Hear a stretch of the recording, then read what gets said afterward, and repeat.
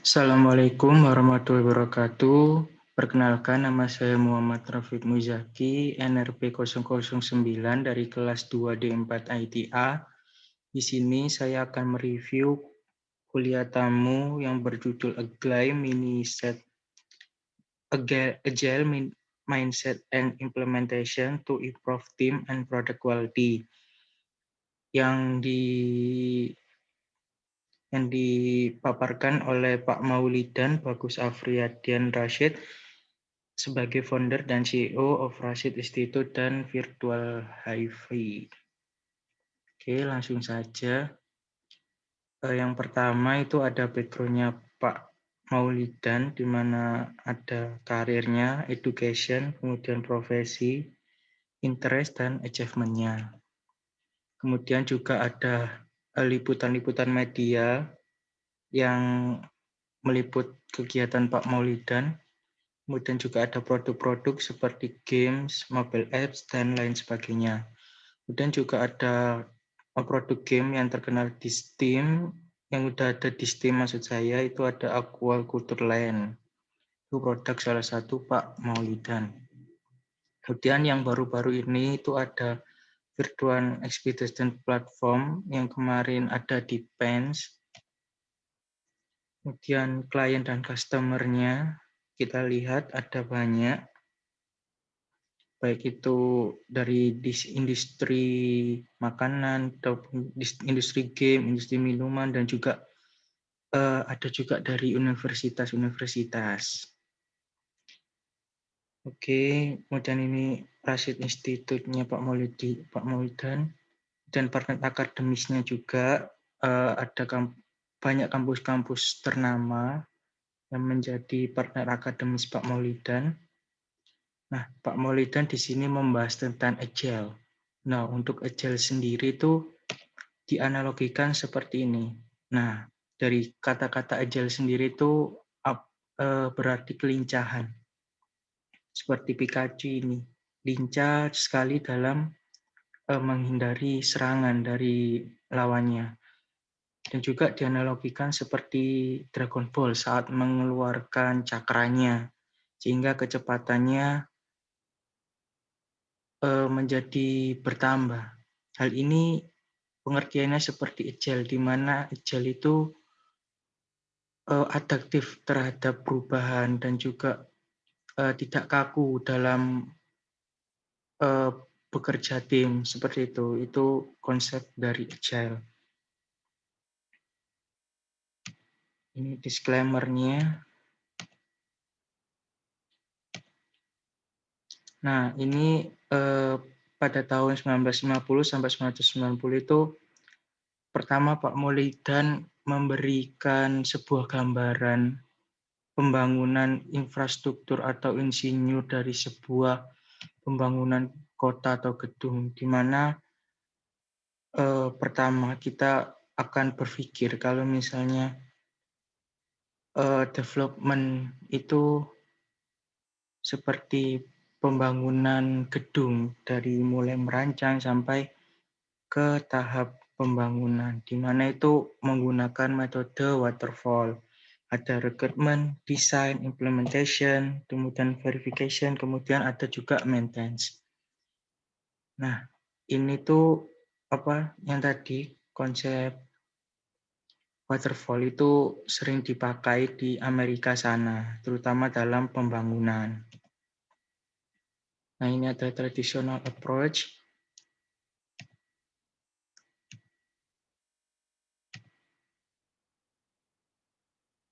Nah, di sini Pak Maulidan memberi gambaran. Kemarin itu kalau misalnya dikasih website misalnya yang ada seperti ini itu seharga 100 juta itu masih kurang, karena dari segi websitenya itu penataannya kurang rapi seperti itu. Kemudian kalau project ini adalah gambaran project, di mana project start itu gambarannya bagus, seperti mock-up-nya itu bagus. Kemudian saat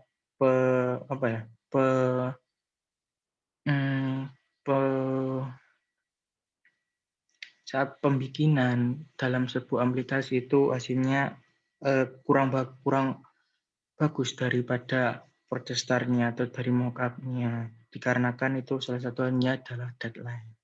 Seperti dianalogikan gambar meme yang ada di sini, seperti itu. Kemudian ini stories.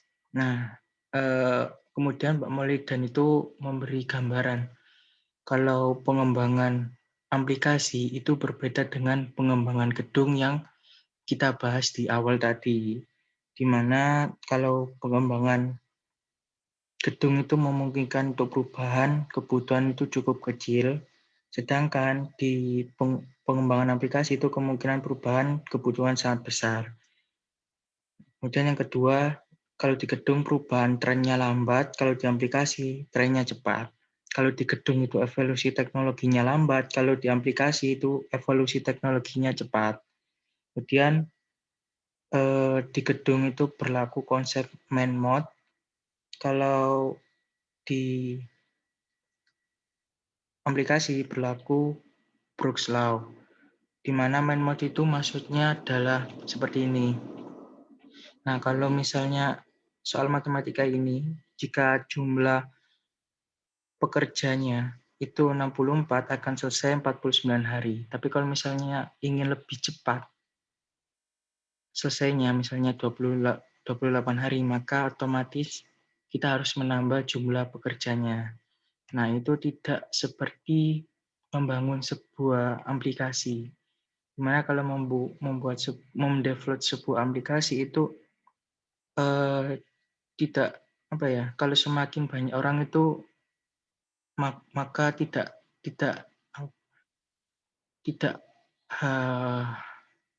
akan atau tidak akan terjadi perubahan yang signifikan di dalam tim karena kesusahan pembagian tugasnya seperti itu, berbeda dengan pembangunan gedung.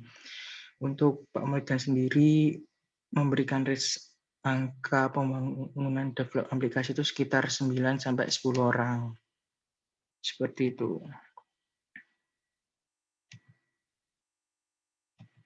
Kemudian ini beberapa software engineer effort to solve problem. Ada buku-bukunya.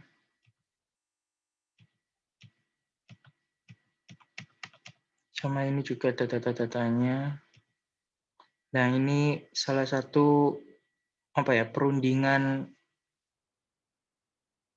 aliansi Agile, di mana para tokoh-tokoh ternama dunia ini sedang membahas sebuah sistem kerja tim yang bagus dan mumpuni, seperti itu.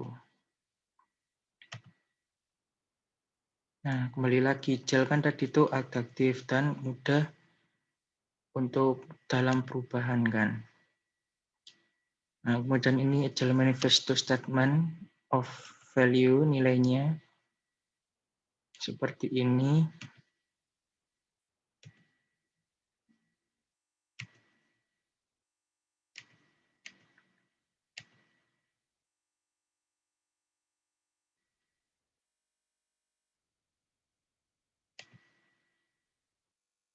Kemudian ini Agile Onion, di mana bentuknya seperti bawang, di mana ada tools dan proses, kemudian practices, kemudian principles, kemudian ada value, dan ada mindset. Seperti itu. Kemudian ini suatu gambaran tradisional versus Agile team, di mana kalau tradisional itu ada namanya project manager, team leader. Nah, kemudian kalau di Agile teams itu orang-orangnya itu barengan, nggak ada yang namanya pemimpin, tapi leadernya itu sebagai fasilitator untuk untuk bekerja sama sesama anggotanya. Nah, kalau di traditional team itu ada top down, command and control, micromanage, silo and specialization, dan formal. Nah, kalau di agile itu ada timbul button up, kemudian collaboration, self-organization, cross-version, dan informal, dan tajid juga seperti itu. Jadi agile itu lebih bagus daripada tradisional team tadi, seperti itu. Dan ini visit mindset versus agile.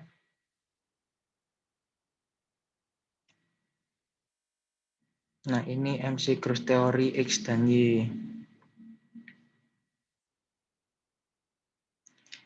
Nah, ini kalau teori Y itu orang yang adaptif terhadap perubahan.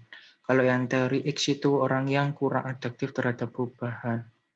Masih menggunakan cara-cara tradisional seperti itu.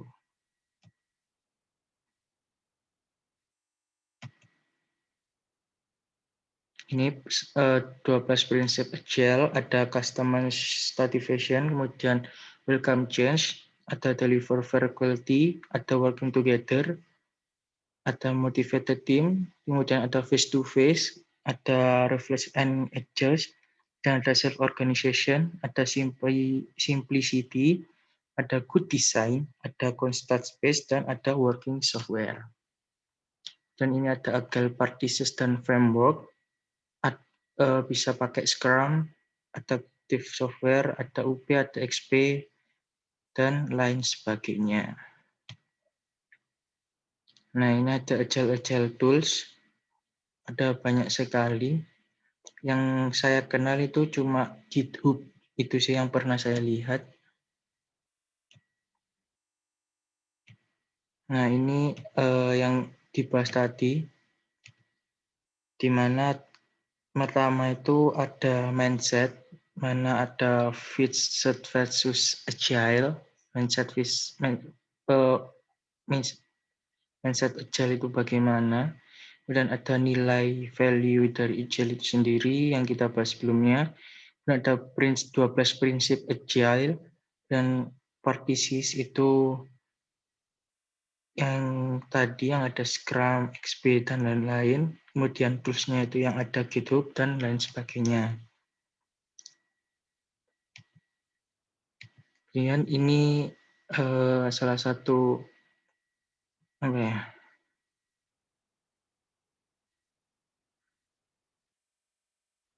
perbedaan waterfall sama agile. Kalau waterfall itu mulai dari recruitment, design, development, testing, hingga development. Dan kalau agile itu ada sprint 1, sprint 2, sprint 3. Jadi kalau agile itu kemarin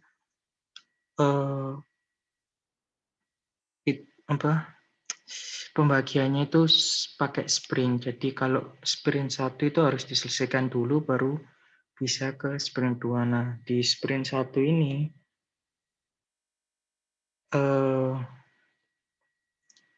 dibagi kegiatan hal-hal project yang dikerjakan di sprint 1 seperti itu. Kemudian life cycle, ada predicted life cycle, ada interactive life cycle, ada incremental life cycle, dan ada agile life cycle. Nah, ini adalah salah satu gambaran agile life cycle, di mana agile kemarin diumpamakan membangun atau membuat sebuah kendaraan yang berfungsi untuk berpindah tempat dari tempat satu ke tempat yang lain, di mana kalau tidak pakai konsep agile itu kita membangunnya itu mulai dari nol atau mulai dari roda, kemudian kita bikin rodanya 2, kemudian kita bikin cupnya, kemudian baru kita bikin mesin mobilnya. Dan itu pada proses 1, 2, 3 itu masih belum bisa dipakai produknya. Namun kalau pakai proses agile, itu kan kita pengennya itu dapat berpindah tempat dari tempat satu ke tempat yang lain. Maka dari itu tidak harus menggunakan mobil kan. Maka kalau konsep agile itu seperti bisa pertama membeli skateboard, kemudian yang kedua membeli skateboard yang bagus, kemudian yang ketiga bisa pakai sepeda, kemudian yang keempat bisa sepeda motor, baru beli mobil. Jadi pada proses 1, 2, 3, dan 4 itu walaupun kita tidak pakai mobil atau yang paling bagus untuk berpindah tempat, itu kita masih bisa melakukan berpindah tempat walaupun tidak dengan hal yang paling bagus, tapi kita pasti akan bisa berpindah tempat. Seperti itu konsep dari agile life cycle. Dan ini adalah quotes dari Stephen Jobs. People don't know what they want until you show it to them.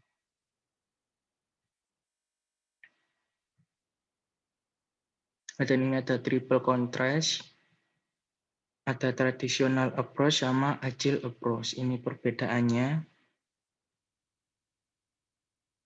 Nah ini apa ini pivot? Pivotnya dari agile sama tradisional.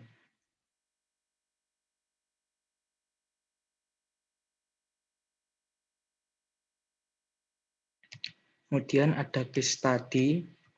Kalau kemarin itu case study-nya kita mau membuat aplikasi platform untuk liburan. Nah, di mana tiba-tiba ada case corona seperti ini sehingga tempat liburan ditutup. Maka dengan konsep agile itu kita bisa merombak dari aplikasi itu, kita bisa adaptif dari aplikasi itu. Misalnya, aku nggak mau liburan di rumah aja, apa yang dibutuhkan itu e-commerce atau penjualan. Jadi kita cuma lewat aplikasi itu kita bisa melihat-lihat pemandangan melalui website itu, kita bisa tambah fitur. Kemudian kita juga bisa menambahi fitur berjualan atau apa ya? Yaitu yang apa ya? Apabila kita setelah berjalan-jalan misalnya ke Bali dan di situ ada toko, tokonya itu toko online yang bisa kita beli di aplikasi itu. Jadi menyesuaikan keadaan yang ada seperti itu. Dan ada pivot types, ada customer need pivot, ada zoom pivot, sampai teknologi pivot. Kemudian ada pivot types, pivot junctions-nya, ada example-nya seperti ini.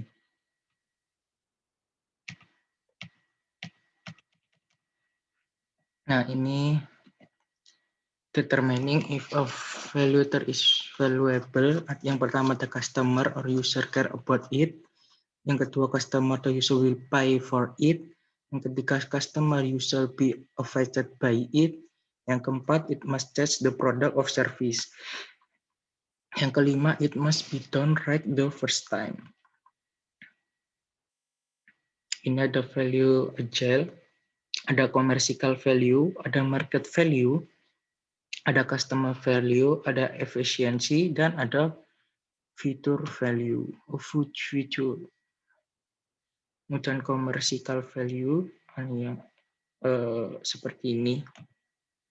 Nah, kalau market value itu increase the potential number of customer, like functional that draw in a new group of customers, seperti itu. Dan ada customer value, itu customer increase the likelihood that customer will continue to product. Jadi customer menggunakan produk kita secara terus-menerus. Kemudian efficiency value, increase organization efficient and thereby decrease operation cost. Dan ada future value, increase the chance of more easily achieving one of the value in the near future by investing in environment and learning. Seperti itu. Dan ada value priority, MC quality model, gambarnya seperti segitiga, yaitu ada product revision, ada product operation, dan product transition.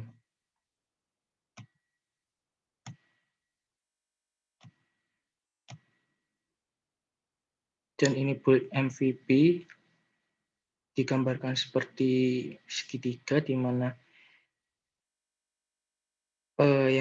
yang di sini yang ada fungsional, kemudian ada reliable, usable, dan delightful.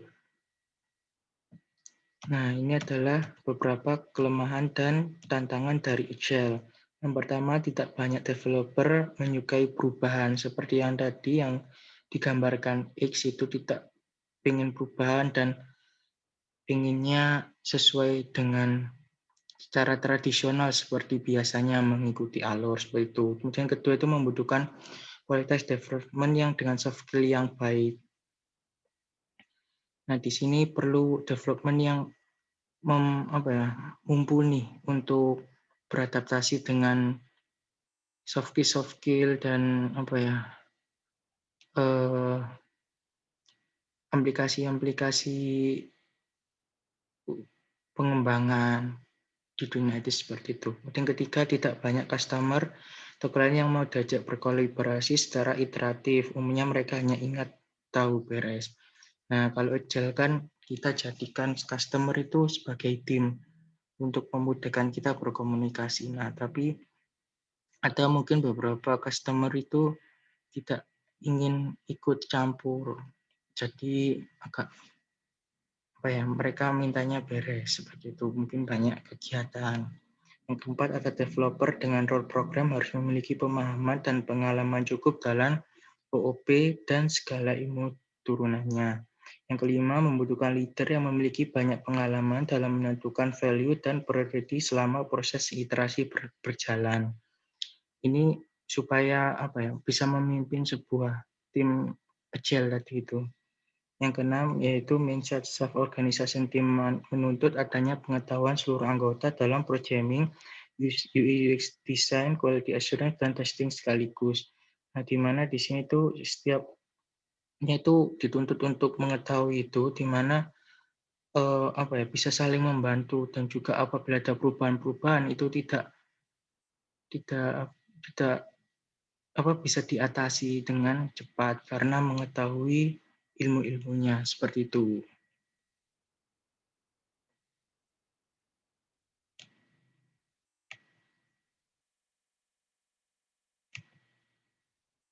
Nah, ini yang terakhir sebagai penutup ada quotes dari Pak Maulid dan Bagus A. Rashid.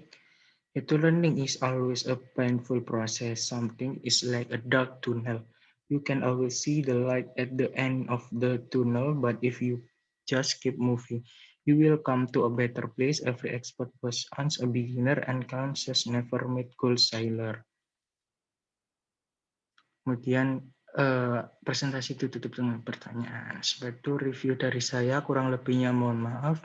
Wassalamualaikum warahmatullahi wabarakatuh and stay safe.